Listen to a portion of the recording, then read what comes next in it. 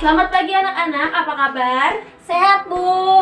Syukur alhamdulillah kalau pada sehat ya. Nah, sebelum kita memulai ke pelajaran, seperti biasa kita akan berdoa terlebih dahulu. Oke, Ibu yang mimpin ya. Oke. Berdoa dimulai. Berdoa selesai. Oke, amin. Ibu akan mengabsen nama kalian dulu ya. Oke, karena di sini hanya 14 orang yang hadir, maka Ibu akan membagi menjadi dua kelompok, yaitu kelompok A dan kelompok B. Silakan dua baris bangku ini menjadi kelompok A dan dua baris bangku ini menjadi kelompok B. Oke? Oke, kalian silahkan membuka buku paket kalian halaman 2. Nah, yang pertama Ibu akan menjelaskan tentang perkembangbiakan tumbuhan. Nah, di sini perkembangbiakan tumbuhan itu merupakan ciri dari makhluk hidup. Berkembangbiakan itu biasa terjadinya secara individu baru, baik dari makhluk hidup yang bertujuan untuk melestarikan sejenisnya. Seperti itu ya. Coba kelompok A untuk menjelaskan tentang perkembangbiakan makhluk hidup secara generatif. Perkembangbiakan secara generatif dialami oleh tumbuhan berbiji. Alat perkembangbiakan pada tumbuhan berbiji adalah bunga. Perkembangbiakan ini umumnya didahului dengan penyerbukan. Penyerbukan adalah peristiwa jatuhnya serbuk sari pada kepala putik. Pada tumbuhan, penyerbukan terjadi pada bunga. Bagus. Nah, untuk kelompok B silakan jelaskan tentang perkembangbiakan secara vegetatif ya. Silakan. Perkembangbiakan tumbuhan secara genetatif adalah perkembangbiakan tanpa melakukan perkawinan. Perkembangbiakan cara ini dilakukan dengan cara menggunakan bagian tubuh induknya. Perkembangbiakan vegetatif hanya melibatkan satu induk saja, hingga sifat anaknya, sifat induknya. Nah, untuk perkembangbiakan vegetatif ini biasanya dibagi menjadi dua, yaitu perkembangbiakan vegetatif secara alami dan perkembangbiakan vegetatif secara buatan. Perkembangbiakan vegetatif secara alami itu contohnya seperti tumbuhan lumut, jamur, dan paku-pakuan seperti itu ya.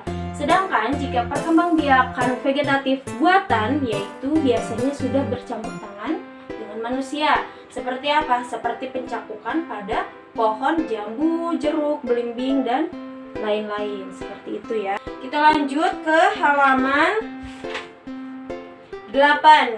Kita bahas perkembangbiakan hewan. Perkembangbiakan hewan ini memiliki kemampuan untuk berkembang biak. Hewan dapat berkembang biak tanpa perkawinan atau secara vegetatif.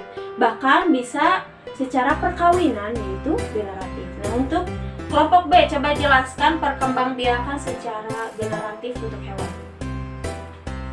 Perkembangbiakan generatif pada hewan diawali dengan perkawinan atau pembuahan. Perkembangbiakan hewan secara generatif dapat dibedakan menjadi 3, yaitu bertelur, ovipar, melahirkan, vivipar, dan bertelur melahirkan, ovovivipar. Bagus. Coba kelompok A jelaskan tentang perkembangbiakan hewan secara vegetatif.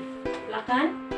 Perkembangbiakan hewan secara vegetatif dapat melalui cara pembelah diri, bertunasan, dan fragmentasi. Perkembangbiakan demikian dialami oleh hewan tingkat rendah. Oke, bagus. Jadi perkembangbiakan hewan itu sama saja seperti perkembangbiakan dengan tumbuhan. Itu dibagi menjadi dua, vegetatif dan generatif. Generatif seperti itu ya. Oke, Ibu akan memberikan kesempatan satu pertanyaan. Siapa saja yang ingin bertanya, silakan tunjuk tangan, perkenalkan diri dari kelompok apa. Silakan. Saya, Bu. Ya, silakan. Perkenalkan, nama saya Maimunah dari kelompok B. Saya ingin bertanya, dugong itu melahirkan atau bertelur? Dugong itu adalah hewan vivipar, yaitu melahirkan, karena dugong itu masih satu jenis seperti sapi yang masih menyusui anaknya, seperti itu ya. Oke, Ibu akan memberikan tugas kepada masing-masing kelompok. Untuk kelompok A, Ibu akan memberikan tugas. Silakan kalian lihat untuk halaman 6. Di situ nih ada gambar bunga dan tabel. Untuk kelompok A silakan isi tugas ini, nanti diisi tabelnya. Ya, mengikuti gambar saja, di sini sudah ditunjukkan. Di gambarnya ada angka 1, angka 2, angka 3, angka 4, angka 5, angka 6. Tinggal dipindahkan ke tabel dan isi fungsi dari bagian-bagian tersebut, oke? Dan untuk kelompok B, kalian bisa isi tugas di halaman 10, yaitu tentang perkembangbiakan hewan. Di sini ada tabel, ya. Silahkan isi di tabel masing-masing tersebut. Di sini kalian bisa isi untuk hewan secara generatif yang ovipar dan vivipar dan opovivipar seperti itu. Dan ini secara generatifnya di bawah. Silahkan kalian isi tugas tersebut ya. Oke, selagi kalian sambil mengerjakan tugas yang tadi Ibu berikan, Ibu akan menjelaskan tentang pelestarian tumbuhan langka. Tumbuhan langka ini bisa disebut langka karena terjadinya keterancaman punah. Selain itu jumlahnya juga sangat sedikit dan sangat sulit sekali dijumpai ya. Indonesia kaya akan berbagai macam tumbuhan. Namun keberadaan tumbuhan tersebut beberapa ada yang sudah sulit ditemukan dan bahkan sulit untuk dikembangbiakan. Seperti apa contohnya? Seperti bunga rafflesia. Nah, bunga rafflesia ini sulit dibudidayakan dan sering diburu para pencari kuncup untuk bahan obat. Bunga bangkai atau rafflesia ini jarang hidup lama karena umbi cenderung busuk. Gaharu banyak digunakan sebagai bahan wewangian yang mahal dan cendana banyak dimanfaatkan untuk membuat peralatan rumah tangga, hiasan, bunga cendramata, serta wewangian. Seperti itu, itulah alasan kenapa tumbuhan bisa menjadi langka.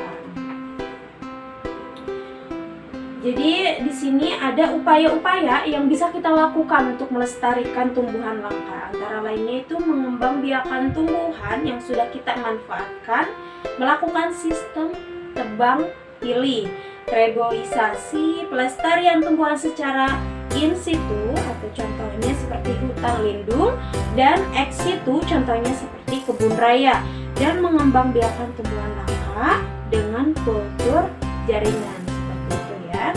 Nah, di sini juga ada pelestarian tentang hewan langka seperti itu.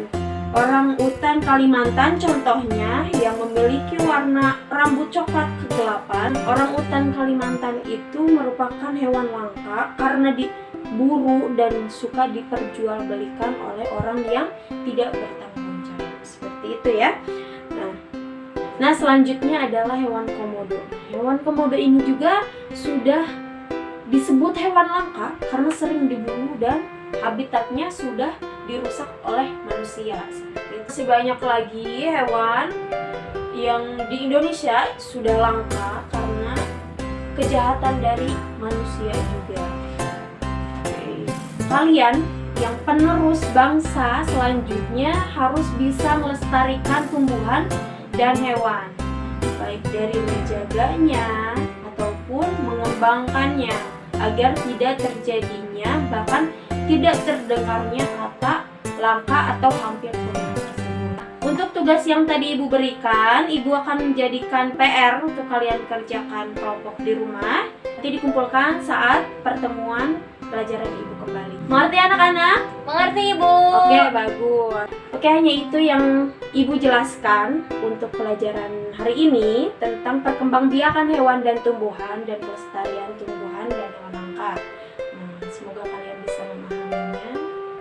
Dan terima kasih untuk kalian semua yang sudah hadir dan bahkan mendengarkan Ibu untuk menjelaskan mengenai materi ini. Terima kasih ya. Ya Ibu, terima kasih juga. Ya, sekian dari Ibu. Wassalamualaikum warahmatullahi wabarakatuh.